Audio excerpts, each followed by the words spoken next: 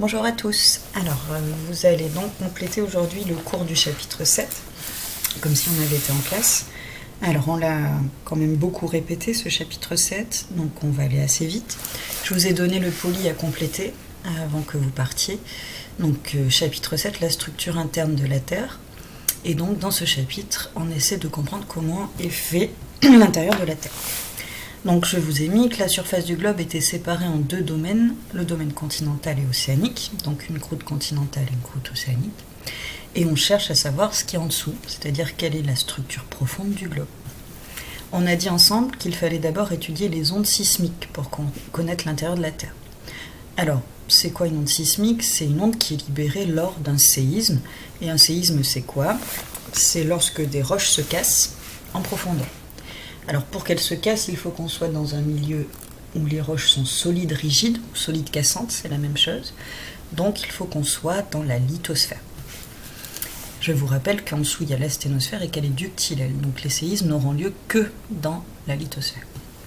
Donc un séisme correspond à une rupture brutale des roches en profondeur.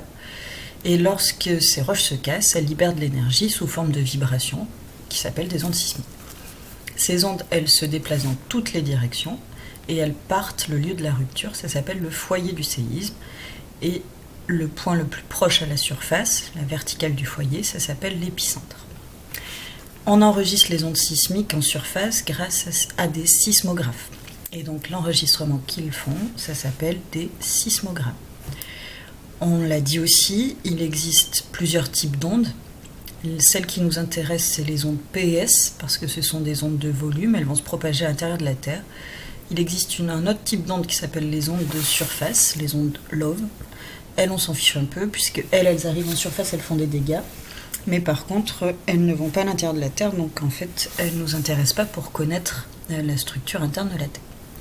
Alors, les ondes P, je vous rappelle que ça s'appelle des ondes P parce que ça veut dire première, c'est celles qui arrivent en premier, donc c'est celles qui vont le plus vite. Elles se propagent dans les solides et les liquides.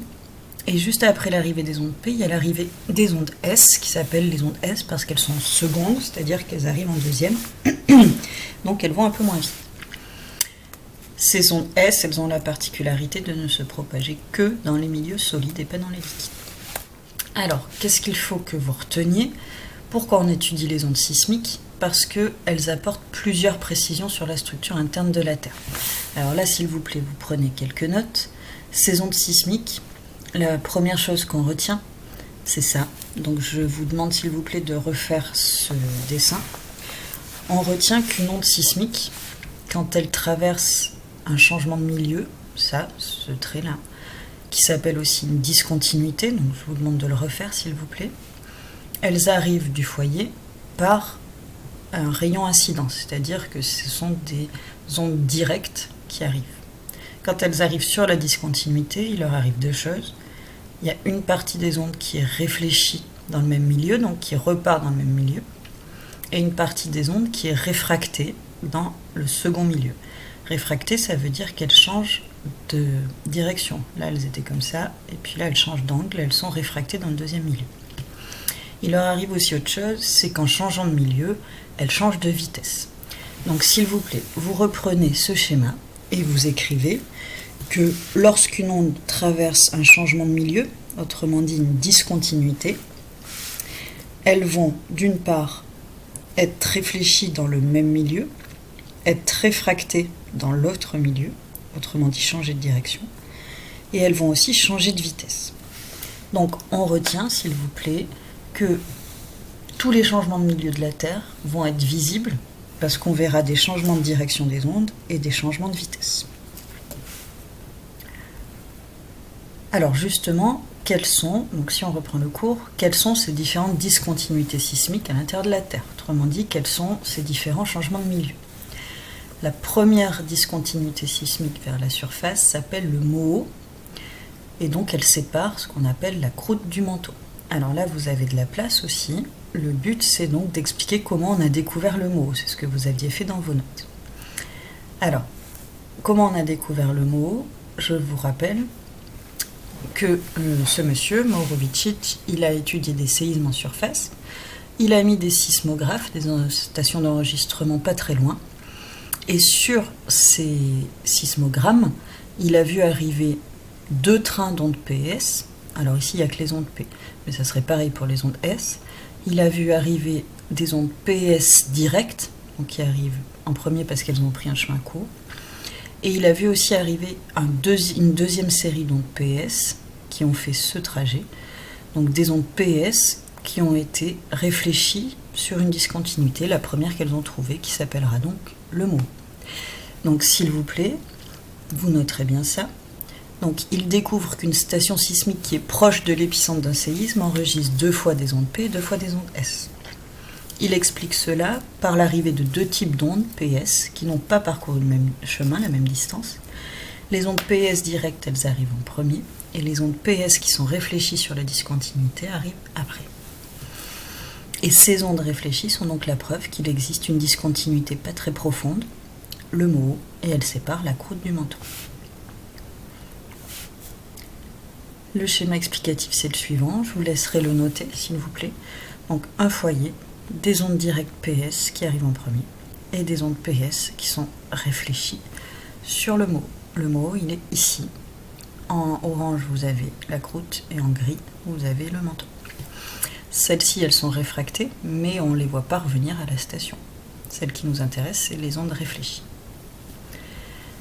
Petite remarque, on peut estimer la profondeur du MOO, elle est 10 km sous les océans, 35 sous les continents, et elle sépare donc la croûte du manteau. Donc on a la croûte, océanique ou continentale, et le manteau. On verra plus tard que ce manteau, il est divisé en manteau lithosphérique et en manteau asténosphérique. Le MOO, c'est donc cette première ligne, cette première discontinuité ici. Il y a une autre discontinuité plus profonde ensuite, qui s'appelle la discontinuité de Gutenberg. Alors, Gutenberg, comment il a découvert ça? Il a étudié ce qu'on appelle la zone d'ombre sismique. Donc là aussi, s'il vous plaît, je vous laisserai noter donc que Gutenberg a remarqué que quel que soit le séisme, peu importe où il ait lieu, il y a toujours une zone à la surface de la Terre qui ne reçoit pas les ondes PS. Et cette zone qui ne reçoit pas les ondes PS, ça va s'appeler la zone d'ombre sismique. Et cette zone d'ombre, il l'explique en disant qu'il y a eu des ondes qui ont été réfractées ou réfléchies sur une discontinuité qui est bien plus profonde, à 2900 km de profondeur. Et donc que pour lui, cette discontinuité, elle va séparer le manteau d'une couche plus interne qui s'appellera le noyau externe.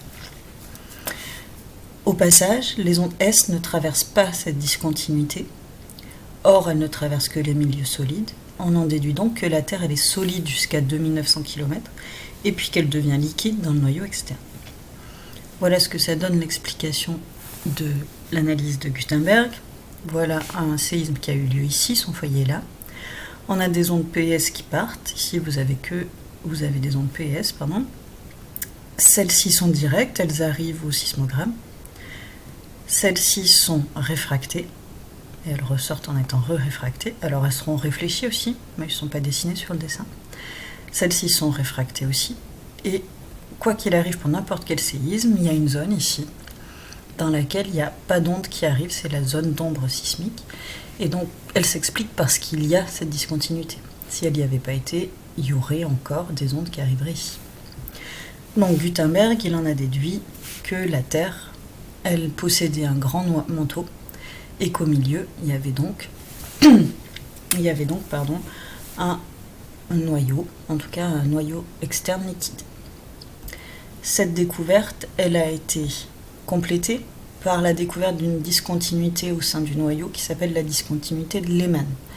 Donc je vous demanderai de rajouter ici que, en réalité, dans la zone d'ombre sismique, il y a quelques ondes qui arrivent. Et ces ondes qui arrivent finalement dans la zone d'ombre sismique, elles s'expliquent par le fait qu'il y a une autre discontinuité dans le noyau, qui s'appelle la discontinuité de Lehmann. Et donc cette discontinuité, elle sépare le noyau externe liquide du noyau interne qui est solide à nouveau, puisqu'on va y retrouver des ondes S.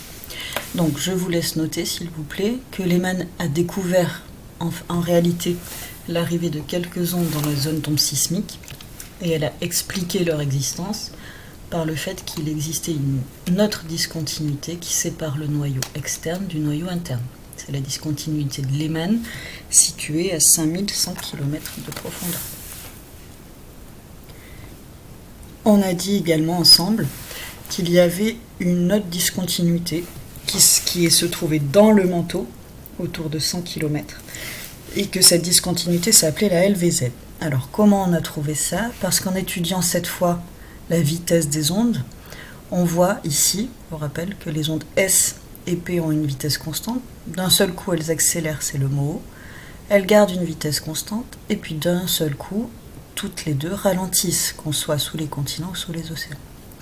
Cette zone où les ondes ralentissent, ça s'appelle la low velocity zone, c'est-à-dire la zone de moindre vitesse, la zone où les ondes ralentissent.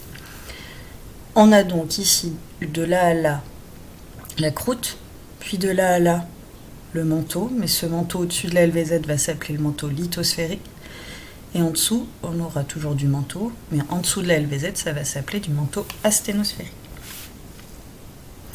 Donc, je vous laisse compléter ça.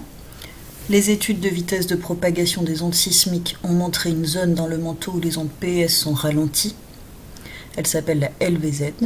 Elle commence vers 70 km de profondeur sous les océans, un peu plus bas, 120 sous les continents. C'est interprété comme un changement du manteau. Au-dessus de la LVZ, les ondes accélèrent car le milieu est rigide, ça s'appelle la lithosphère. Et dans la LVZ, les ondes ralentissent parce qu'elles traversent un milieu moins rigide, c'est-à-dire ductile, qui va s'appeler la sténosphère. Donc elle marque la limite entre la lithosphère rigide, composée de croûte et de manteau lithosphérique, et de la sténosphère ductile, qui est composée du reste du manteau. On l'avait fait ensemble, hein. Au-dessus du mot la croûte, en dessous du mot le manteau. Au-dessus de la LVZ, c'est du manteau lithosphérique. En dessous de la LVZ, c'est du manteau asténosphérique. On a également expliqué qu'il y avait un modèle sismique de la Terre qui s'appelait le modèle PREM. On l'a fait ensemble vendredi. Et donc ce modèle PREM se base sur la vitesse des ondes, et donc on peut en déduire un modèle de la structure interne de la Terre. Le modèle PREM, c'est celui-ci. Ce modèle PREM, on l'a fait ensemble, je le répète.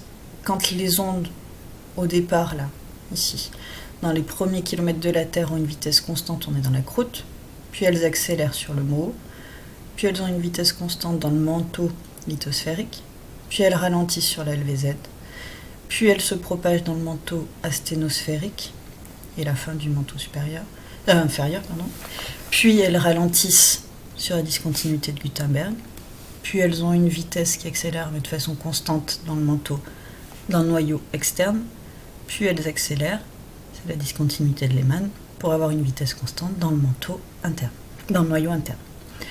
Petite remarque, ici il n'y a pas d'onde S, ce noyau externe est donc liquide.